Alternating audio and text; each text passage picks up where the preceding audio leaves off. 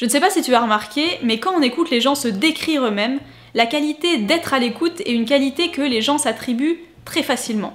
Il y a beaucoup de gens qui se décrivent comme à l'écoute parce qu'ils sont capables d'écouter leurs compagnons raconter leur journée, d'écouter leur ami raconter ses problèmes quand il va mal, alors que dans la réalité, très peu de personnes sont réellement et naturellement capables d'écouter l'autre, de pratiquer une écoute active. Je pense qu'on devrait tous pouvoir se voir quand on est en réunion, quand on est en repas de famille, quand on discute avec nos collègues, avec nos amis, et se rendre compte qu'en fait, être à l'écoute, ce n'est pas forcément une qualité innée chez beaucoup de gens. Et c'est une compétence, une qualité qui est souvent sous-estimée, alors qu'en fait elle est essentielle pour se faire des contacts, mais aussi pour entretenir des relations saines et paisibles, que ça soit dans la vie personnelle ou la vie professionnelle. Et c'est très dommage parce qu'on aurait tellement à apprendre de l'autre plutôt que de se concentrer sur sa petite personne. Je pense qu'il y a incontestablement une question d'égocentrisme dans tout ça. Pour vous donner un petit exemple, un jour je me rappelle, j'étais dans un centre social, donc il y avait une assistante sociale, une mère et son fils qui avait des difficultés scolaires, donc on était là pour essayer de trouver des solutions pour son fils pour qu'il améliore ses résultats scolaires. Et durant le rendez-vous, l'assistante sociale, au lieu d'écouter les ressentis de la mère et de son fils quand ils exprimaient leurs difficultés, l'assistante sociale a passé son temps, beaucoup de fois, à avoir une attitude maternaliste en faisant la morale à la mère devant son fils, en lui disant « Vous savez madame, vous pourriez lui parler de manière un peu plus calme, etc. » Donc déjà, c'est un comportement qui est évidemment incorrect, mais au-delà de ça, elle a passé son temps à lui couper la parole et ne s'est pas du tout concentrée sur ce que la mère et le fils avaient à dire.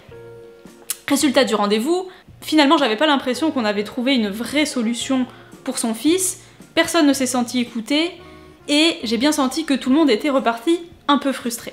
Avec une attitude comme ça, la personne en face forcément ne se sentira jamais en confiance.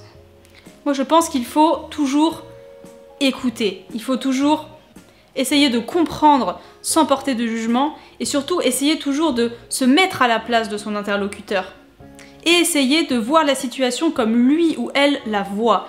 Il faut se détacher un peu de sa propre personne pour essayer de se mettre à la place de l'autre. Cette mère, pour elle, c'était une façon normale de parler à son fils.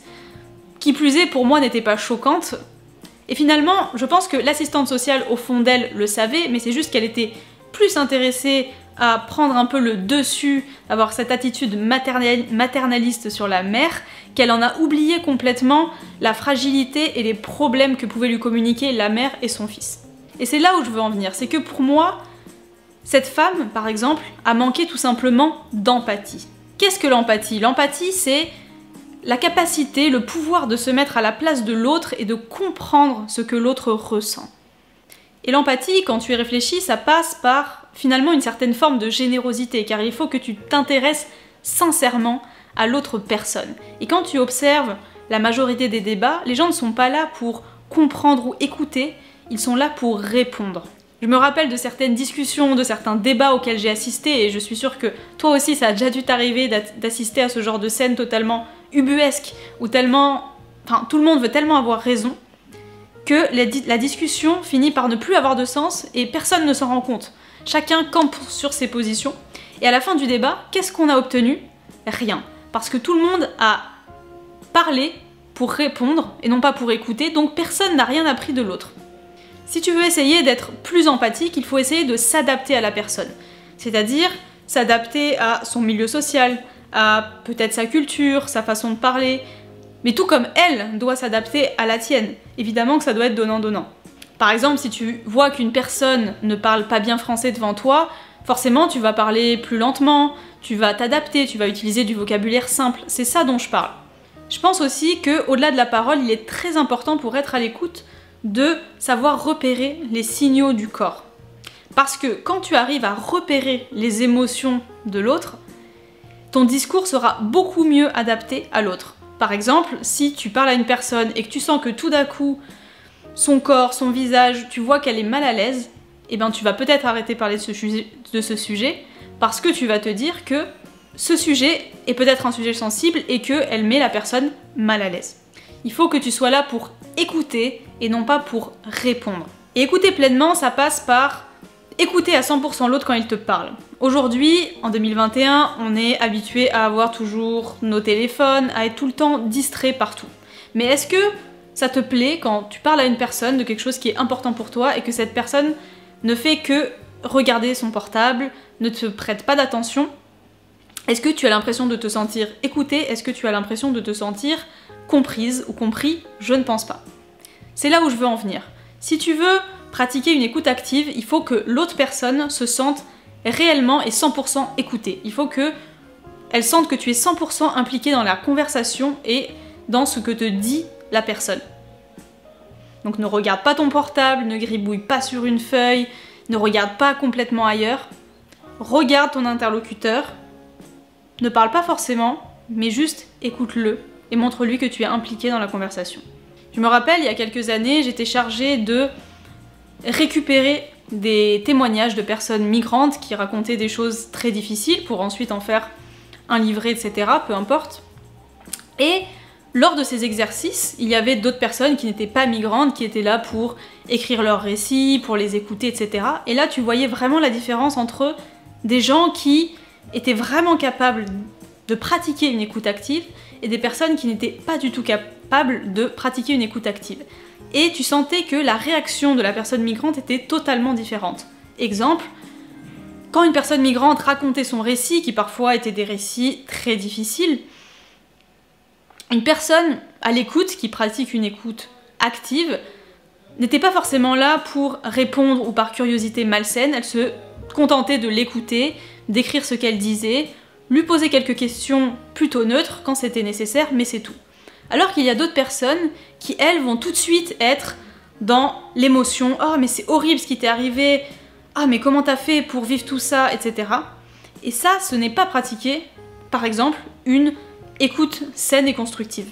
Pourquoi? Parce que tu fais comprendre à l'autre qu'en fait, ça te fait plus de peine à toi et que donc tu n'es pas capable, psychologiquement, d'écouter et d'encaisser son récit.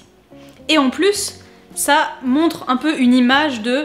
comme si toi t'avais besoin d'exprimer toutes tes émotions, alors que c'est l'autre qui est en souffrance et qui a besoin de se livrer à toi. C'est là où je veux en venir, que écouter passe aussi par laisser parler l'autre, et pas forcément répondre ou parler, juste l'écouter. Ça a déjà dû t'arriver de parler et que la personne soit sans cesse en train de te couper la parole pour te dire « Ah, moi aussi j'ai vécu ça, ah oui, je sais ». C'est insupportable. Est-ce que tu te sens écouté quand l'autre personne est en face de toi? Je ne pense pas. Moi, ce que je ressens quand une personne se comporte comme ça avec moi, c'est que je pense qu'elle n'est pas là pour m'écouter, mais elle est là pour répondre et pour montrer qu'elle aussi elle est là, qu'elle aussi elle a vécu ça, et donc en fait elle pense plus à elle qu'à toi. Et c'est là où je veux en venir, n'interromps pas ton interlocuteur, mais concentre-toi sur ce qu'il te dit. Évidemment, tu as le droit de répondre, d'interréagir, tu peux par exemple poser des questions en paraphrasant, en reformulant ce que la personne te dit, pour qu'elle puisse développer ses propos par exemple.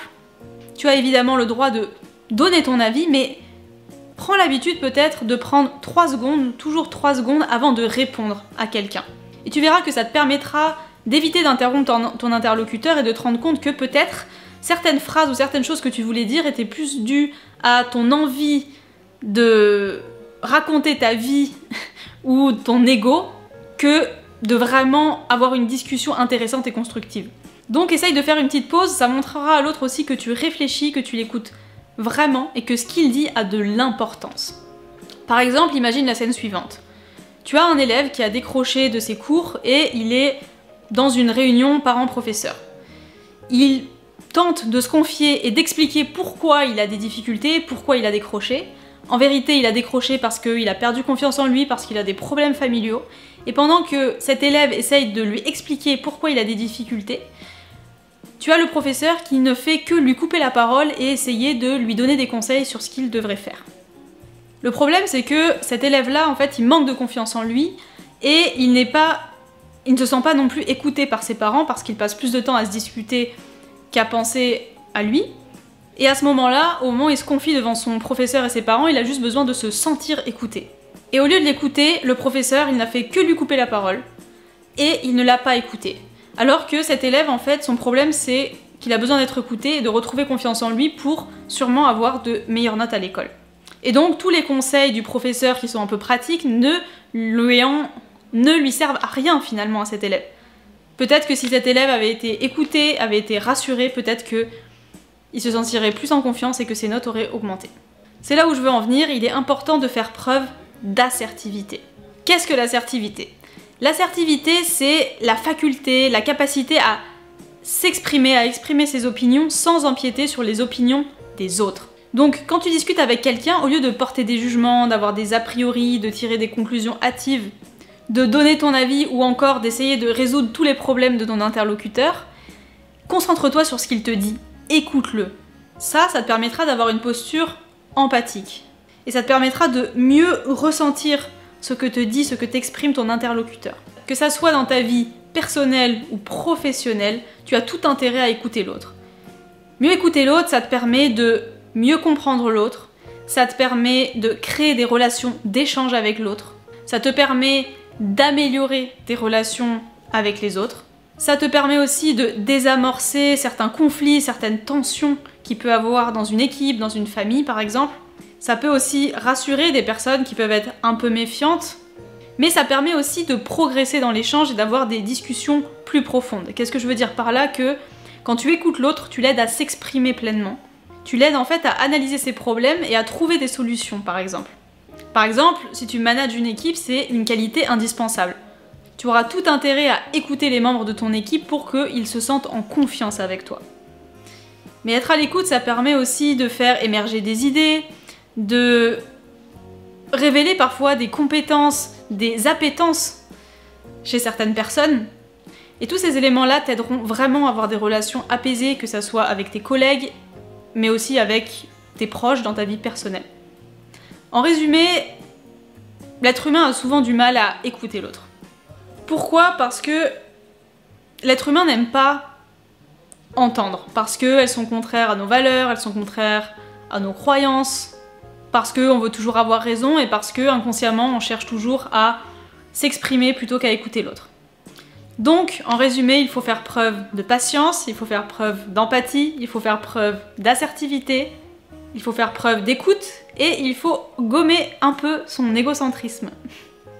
Et surtout, il faut arrêter de penser que l'autre n'a rien à nous apporter, que nous on a plus à apporter à l'autre que l'autre. Et n'oublie pas, si tu veux changer, n'attends pas demain, fais-le ici et fais-le maintenant.